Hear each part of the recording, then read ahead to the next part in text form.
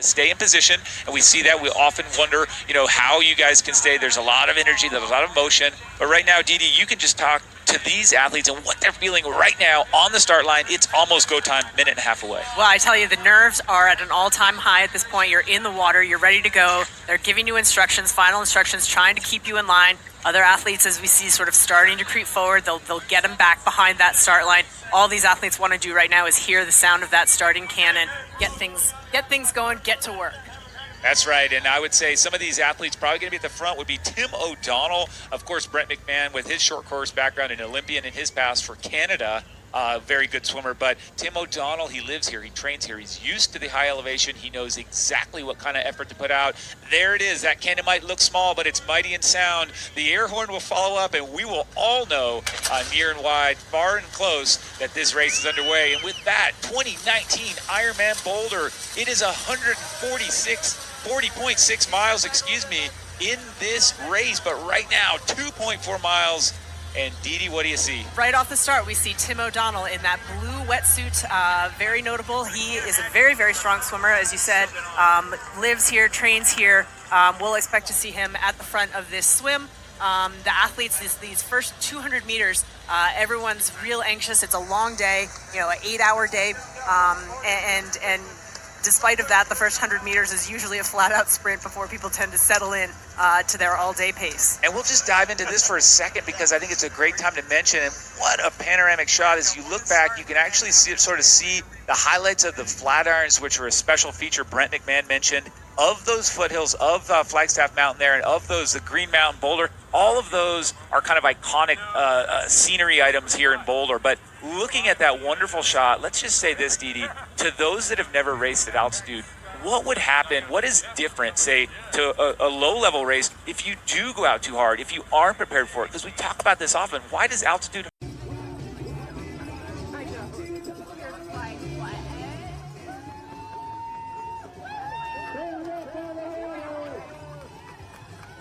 We got Brent McMahon from Victoria Golden Eye. Tim O'Donnell right there with him. Jeremy Berkowitz from France. Great travelers from Canada. Tim O'Donnell, USA Boulder.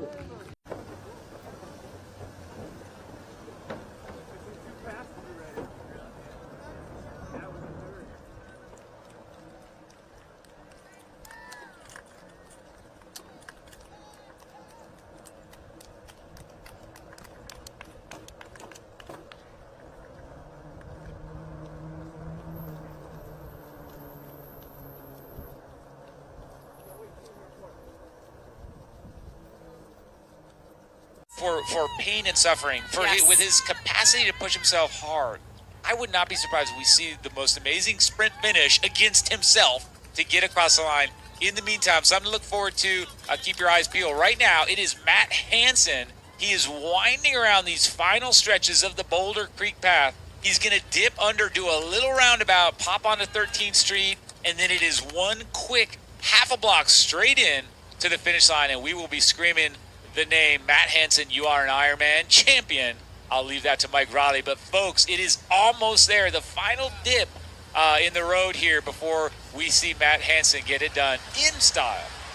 Making his way towards the finish line, will loop up over the course and head left hand ultimately to the finish line after a job well done all day today. Strong swim, patient, steady bike. And then unleashed the powerful weapon that is Matt Hanson's run ability, putting together a brilliant record-setting performance here today. Conditions obviously helped, but again, a great race for Matt Hanson. High fives from Tim O'Donnell. Nice. There, Tim currently sitting in third place. Going to be a reason to celebrate for Tim, sewing up that Kona slot. Yes. I know that's been hanging over his head as well. So reason to smile there for Tim O'Donnell and his wife, Marinda Carfrey. Big reasons to smile here for Matt Hanson, bouncing back after what he was disappointed in his performance in Texas. Kept plugging, tweaking, saying, you know what, I'm going to make a couple of small changes. I know I'm not far off base. Got to make myself right.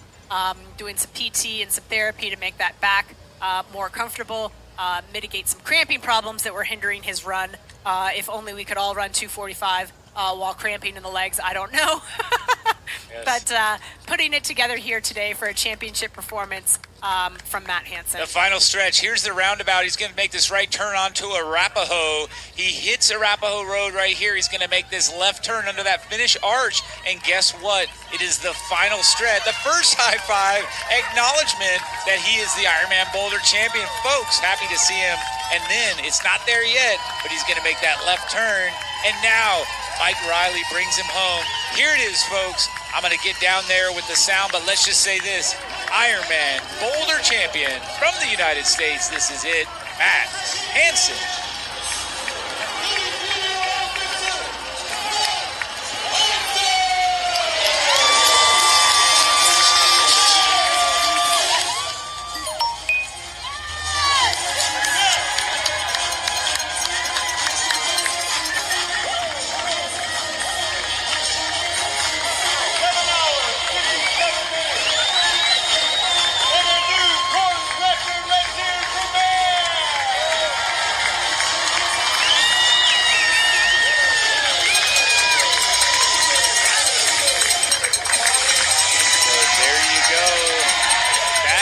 It's done. A new course record by 10 minutes. We got a little greedy earlier, said it might be 20.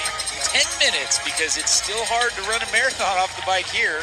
2:48 for this man. That's kind of on the slow side for his smoking fast wheels. Slow side indeed. Yeah. But again, you factor in the altitude. I think that's maybe about right. And let's not forget that he's piling Ironman on top of Ironman here, having raced Kona, Argentina, Texas, and now Boulder. I think he's got a little bit of a break ahead of him so that he can bounce back and prepare adequately for what I know he strongly desires a strong performance in Kona this year. For sure. No, that's a compliment to say that it's a slow format. This is exceptional.